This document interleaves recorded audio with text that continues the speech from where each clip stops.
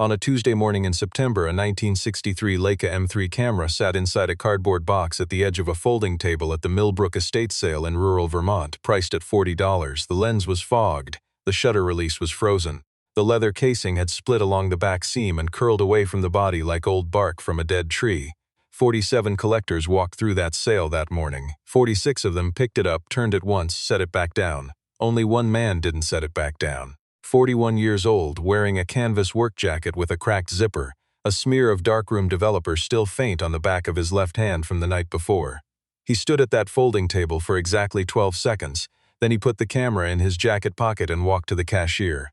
You will not believe what he saw inside that fogged lens that 46 experienced collectors had already dismissed. The Millbrook estate sale occupied the ground floor of a farmhouse that had belonged to the Aldous Pemberton family for 3 generations. The house itself sat on 40 acres outside Stowe, Vermont, and the morning was the kind of cold Vermont September morning that makes the air smell like iron and pine. The sale organizer, a woman named June Carver who ran estate liquidations out of Burlington and had been doing so for 22 years, had cataloged the contents of the house over 2 days the previous week. She was thorough, competent, and experienced with the particular challenge of distinguishing the genuinely valuable from the aspirationally priced.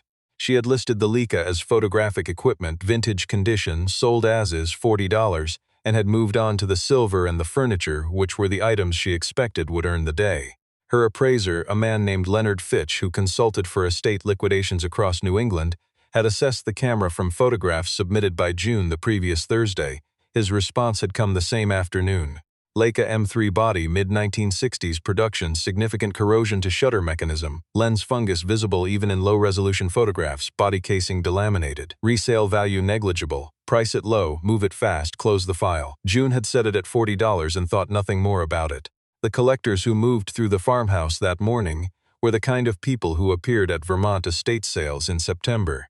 Dealers in antique cameras and optical equipment, a few private collectors who had driven up from Boston and Providence and Hartford, a man from Montreal who specialized in pre-war German glass, and had made the trip on the strength of a sideboard that turned out to be a reproduction.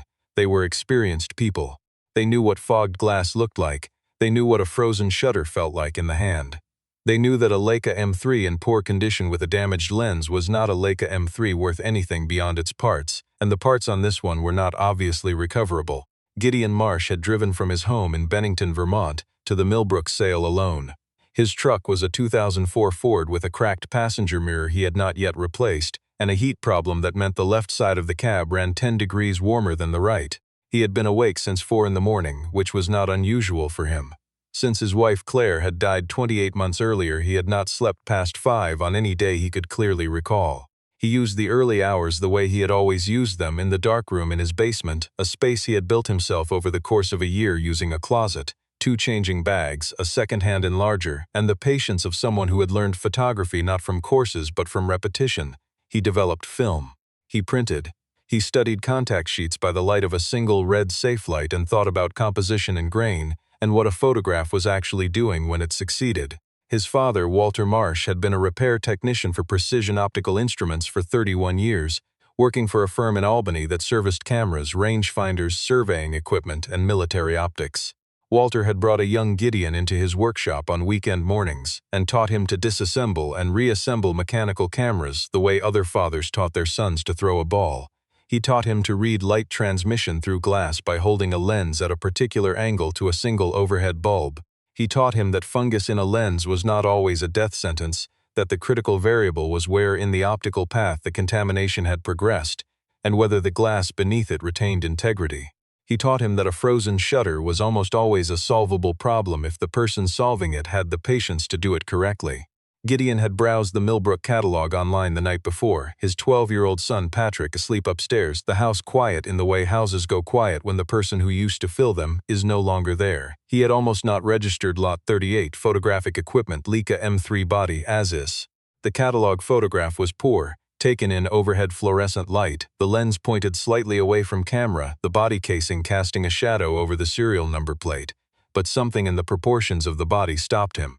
Gideon knew Leica M3 bodies the way his father had taught him to know things he cared about, by detail that was too specific to fake and too consistent to mistake. The M3 had been produced in several distinct production runs between 1954 and 1966. and the variations between runs were real and measurable and important if you knew what you were comparing. The body in the catalog photograph had a particular profile at the film advance lever, a particular relationship between the viewfinder window and the top plate edge that he had seen in documentation but not often in person. He opened a message to Bernard Kessler, a 73-year-old retired Leica technician who had worked for Ernst Leitz GmbH in Wetzlar, West Germany, for 18 years before emigrating to the United States in 1981 and spending another 20 years servicing the instruments privately from a workshop in his home in Brattleboro. Gideon had met Bernard 6 years earlier when he brought in a broken M2 for repair, and the two of them had spent 3 hours talking about optical coatings when the repair was done. He typed, "Have you seen the double-stroke M3s with the modified film transport guide? The early production run variation?" Bernard replied 40 minutes later at nearly midnight as though the question had found him mid-thought. 41 of them left the factory before the design was standardized. I checked 3 of them myself. Why are you asking at this hour? Gideon did not answer. He put the phone on the kitchen table and sat with the catalog photograph on his laptop screen and looked at the profile of the advance lever for another few minutes. Then he set Patrick's lunch on the counter for the morning, wrote a note that said back by noon and taped it to the refrigerator, and went to bed without sleeping much. At the folding table in the Millbrook farmhouse, Gideon turned the camera in his hands slowly, not performing an examination but conducting one. He did not look at the lens first. He looked at the top plate. The serial number was partially obscured by the deteriorated leatherette, but the visible digits placed it in a production window that corresponded to exactly where he had suspected. He tilted the camera toward the window and held it at the angle his father had taught him, single light source, lens to light, watching for transmission. The fog was there, thick at the edges of the element, thinner toward the center, not absent, but thinner. He pressed the shutter release. It did not move. This was expected. He pressed it again with more deliberate pressure and felt something give, not completely, but a partial compression that told him the mechanism was seized with dried lubricant rather than mechanical failure. His father had taught him the difference. Dried lubricant was solvable. Mechanical failure was not always. He put the camera in his jacket pocket and walked to the cashier and paid $40 in cash. June Carver watched him from near the sideboard, noting his jacket and the truck visible through the farmhouse window, and the lack of any case or bag or any of the usual equipment that serious camera collectors carried. She said nothing to him. She returned her attention to the couple examining the silver, who were considerably more straightforward to read. Gideon drove back to Bennington with the camera on the passenger seat in a soft cloth he had brought for exactly this purpose.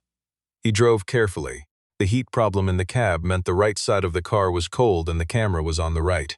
He turned the heat to maximum and held his hand briefly over the camera as though that would help, which it would not, and then drove in silence the rest of the way. Patrick was at school. The house was quiet. Gideon carried the camera down to the basement workshop, positioned it under the examination lamp, a daylight-balanced unit his father had given him when he retired, and sat on his stool and looked at it for 3 full minutes without touching it. He had learned this from Walter, the practice of looking before touching, which was not passivity but preparation. He was moving through a systematic interior inventory of what he had observed, what it suggested, and what the examination would either confirm or disqualify. Then he put on cotton gloves and began. What he found in the next 4 hours did not dismantle every assumption the collectors at Millbrook had carried away. It confirmed the assumption he had carried in. The serial number, once the deteriorated leatherette was carefully lifted from the top plate with a wooden tool, was complete. The digits placed the body's manufacture in the 4th quarter of 1954, the first production year of the M3.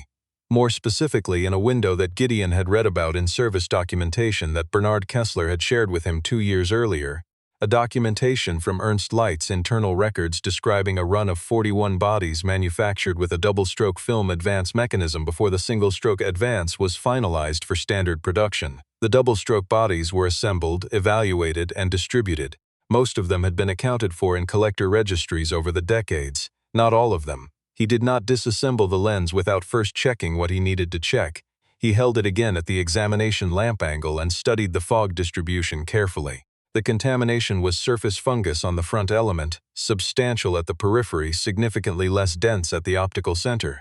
The rear element, which he could see with the aid of a small inspection mirror, appeared clean. The glass beneath the fungus on the front element showed no pitting, no etching, no hazing of the coating. The fungus had grown on the surface and had not yet consumed it. The shutter he addressed last, working the release with graduated pressure over the course of 20 minutes, introducing a small amount of isopropyl alcohol by capillary action at the edges of the mechanism and waiting for it to migrate and begin dissolving the dried lubricant. His father had taught him this procedure with the patience of someone who understood that patience was not a virtue in this context but a technique. After 40 minutes, the shutter released cleanly. He fired it 12 times at different speeds. It ran consistently on all 12, not perfectly, but consistently, and with a character of mechanical response that told him the mechanism was sound beneath the contamination. He called Bernard Kessler at 7 that evening. Patrick was upstairs doing homework, the sound of a pencil and a chair moving occasionally above Gideon's head as he stood in the kitchen with his phone. He said, "I have a 1954 M3. Serial number, placing it in the fourth quarter, double-stroke advance." There was a silence on the line that lasted long enough for Gideon to set down his coffee mug and wait. Then Bernard said, in the specific German-accented English he used when he was thinking in German and translating as he went, that there had been 41 of those bodies, that 29 were accounted for in verified registries, that 6 were known to have been damaged or destroyed, that 6 more had passed through private hands and not been seen in auction records or collector documentation since the early 1980s. Gideon said he understood. Bernard asked where he had found it. Gideon said Vermont. Bernard was quiet for a moment, then he said in the same careful voice, "You understand what this may be?" Gideon said he did. Bernard said he wanted to see it. Gideon said he would bring it to Brattleboro the following morning. That same night, a knock at the front door arrived at 9:15. Gideon opened it to find his neighbor from 3 houses down, a man named Stuart Quill, who ran an antique shop on the main street of Bennington and who had been at the Millbrook sale that morning. Stuart had a particular quality of casual that he deployed in the way experienced dealers deploy casual, as a pressure instrument rather than an affect. He stood on the porch and said he had heard Gideon had picked up the Leica and that he might be interested in taking it off his hands. He said he could offer $300. Gideon told him the camera was not for sale. Stuart raised the offer to $600. He cited the repair cost Gideon would face. He cited the uncertainty of the lens. He said $600 was better than the risk. Gideon stood in the door and looked at Stuart with the particular steadiness of someone who had decided a thing and was not being moved by conversation, and said that the transaction at Millbrook had been completed under the same terms available to everyone in that room, and that he had nothing further to say about it. Stuart left with the careful neutrality of a man recalculating. Gideon watched him go and then went back to the basement and photographed the serial number from 4 angles with a macro lens. Bernard Kessler worked for 3 hours and 15 minutes the following morning. His workshop in Brattleboro was a converted pantry off the kitchen of his house, lined on 2 walls with shelving that held cameras, lenses, tools, and the accumulated documentation of a working life in optical service. He examined the camera with the unhurried precision of someone who had done this kind of work long enough that precision had become automatic rather than effortful. He confirmed the serial number range. He confirmed the double-stroke advance mechanism. He examined the shutter timing with electronic equipment and confirmed it was running within 3% of specification on all speeds, which for a 70-year-old mechanism that had been frozen with dried lubricant the previous morning was a number that made him set down his timing equipment and look at Gideon. Then he turned to the lens. Bernard had cleaned Leica lenses for 50 years. He had the tools and the chemistry and the technique that the work required, and he had the instinct, developed across thousands of procedures, of knowing before he began whether a lens could be saved and how much of it could be saved and what it would look like when it was. He worked on the front element for 2 hours and 20 minutes. When he stopped and held the lens to the light and looked through it and then looked at Gideon, his expression was the controlled, professional face of someone managing a significant piece of information. He said the glass was intact. He said the coating was intact. He said the lens was recoverable to a condition that would be optically excellent, not merely functional. He set it on the cloth between them and looked at it for a moment. Then he said, with the particular measured quality of a man choosing words carefully, "You understand that a verified 1954 double-stroke M3 with a clean Summicron lens in this condition is not a $40 camera." Gideon said he understood. Bernard asked if he had looked at the base plate. Gideon said not carefully. Bernard turned the camera over and indicated a small engraving on the interior edge of the base plate, not the standard factory engraving, but a secondary mark, 2 initials and a year, FW 1955, he said. The early M3 bodies were sometimes purchased by press photographers and personalized before distribution. "I need to make some calls." He made 3 calls. The first was to a Leica collector and historian in Munich who had written the most comprehensive documentation of early M3 serial numbers in private circulation. The second was to the Leica Camera AG Heritage Archive in Wetzlar. The third was to a former colleague at Ernst Leitz who had worked in the distribution department and who was 81 years old and still answered his phone on the second ring. The combination of the serial number, the mechanism, the baseplate inscription, and the distribution records Bernard's colleague located in his own personal files over the course of 2 hours produced a provenance that neither Gideon nor Bernard had expected, and that the 46 collectors at Millbrook had not come close to considering. The camera had been purchased in early 1955 by a photographic equipment distributor in New York City who supplied press photographers. It had been assigned to a working photographer whose initials were F.W., and who had documented, among other assignments, coverage of the 1955 and 1956 civil rights organizing movement in Montgomery, Alabama. The photographer, whose full name Bernard's colleague confirmed from distribution records, had used this body for 3 years before upgrading and selling the camera through a colleague. From there, the trail went through 4 private hands, before disappearing from any traceable record in 1979. 30 years later, it had appeared in the estate of the Pemberton family of Stowe, Vermont, without documentation, without provenance, without any indication that it was anything other than an old fogged camera on a folding table. Bernard called Gideon that evening and read him the information in the measured voice of someone relaying facts whose significance the other person would understand without elaboration. Gideon sat at his kitchen table and listened and wrote nothing down because the information was not the kind that required notes. Patrick came downstairs for a glass of water and looked at his father's expression and asked if everything was okay. Gideon told him yes. He told him to go back to bed. Patrick went halfway up the stairs and then stopped and asked if the camera from Vermont had turned out to be something. Gideon said he thought it probably had. Patrick said cool in the way 12-year-olds say things that are larger than the word they choose, and went back upstairs. On the morning of the 5th day after the Millbrook sale, a formal letter arrived from the legal office representing the Aldous Pemberton estate, written in the careful language of a document establishing a position without stating it outright. The substance was this: the estate had been unaware of any exceptional provenance associated with the camera. The sale had been conducted as is, but given the material difference between the represented value and the actual value, the estate reserved the right to review the transaction terms. The letter did not use the word fraud. Gideon read it at the kitchen table with his coffee. He put it in the drawer beneath his workbench downstairs and went back to work. The following day, Stuart Quill came to the door again, this time without the pretense of casual, and offered $4,000. He had done some research. He had not done enough. Gideon told him the camera was not for sale and closed the door. Bernard Kessler called that same evening. He had completed the lens cleaning and the shutter calibration. He had also drafted a written provenance summary drawing on the serial number documentation, the distributor records, and his colleagues' files. He asked Gideon if he had thought about what he wanted to do. Gideon said he had been thinking about it since Tuesday morning in Millbrook. He had thought about the woman in Munich, Ingrid Vogt, who was the director of a photographic history foundation that had been acquiring historically significant cameras and documentary photography equipment for 18 years. Bernard had mentioned her during the 3rd phone call. Gideon had looked up the foundation that evening. It was a public institution, not a private collection. It maintained a permanent exhibition open to researchers and the public. It had educational partnerships with universities in Germany, France, and the United States. When Gideon read that last part, he sat with it for a long time. He called Bernard and asked him to make the introduction. Ingrid Vogt's representative, a man named Thomas Berger, who managed acquisitions for the foundation from an office in New York, drove to Bennington on a Thursday and arrived at Gideon's house at 2 in the afternoon wearing a gray wool coat and carrying a leather document case. He was precise and quiet and examined the camera and Bernard's provenance documentation for 40 minutes without rushing.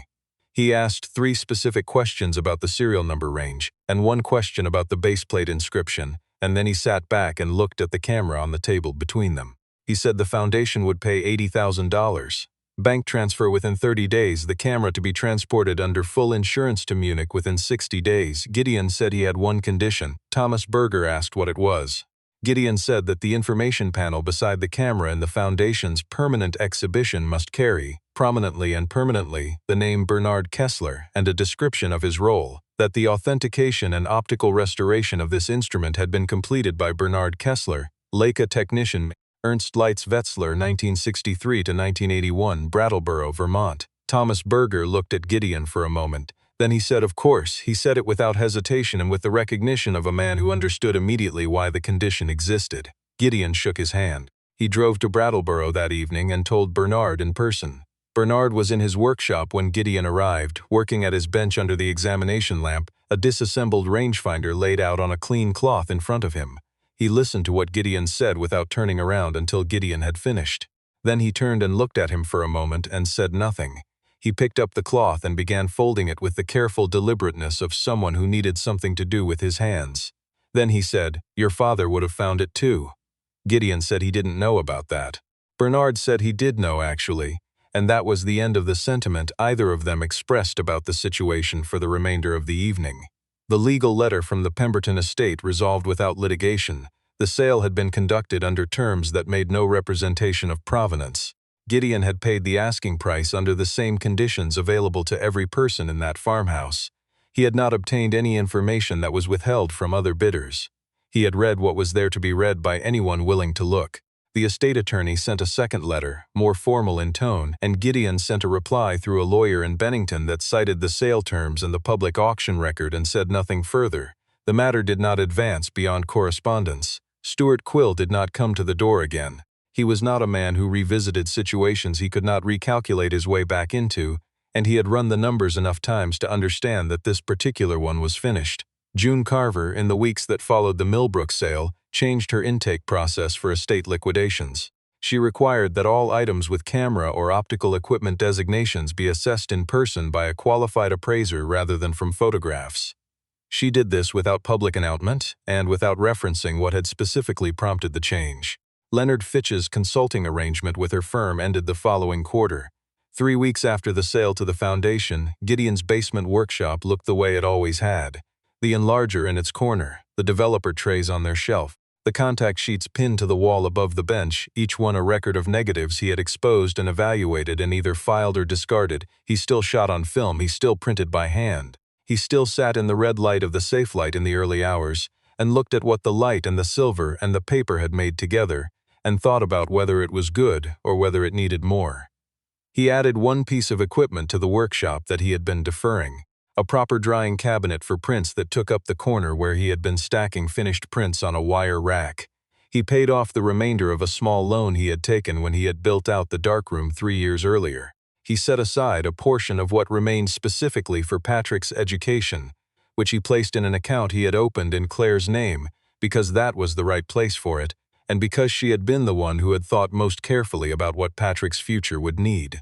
Bernard Kessler mailed back Gideon's financial contribution with a handwritten note in his particular European script, saying that the work had been the work and he did not need to be paid for enjoying himself. Gideon deposited the amount in Patrick's education account and wrote Bernard a letter in return, saying only that the foundation's exhibition panel would last longer than either of them, which he thought Bernard would understand without further explanation. On a Friday evening, Gideon and Patrick ate dinner at the kitchen table. The camera long gone to Munich, the house quiet in the particular way it had been quiet for 28 months, which was not the silence of emptiness, but the silence of two people who had learned to take up the right amount of space in it.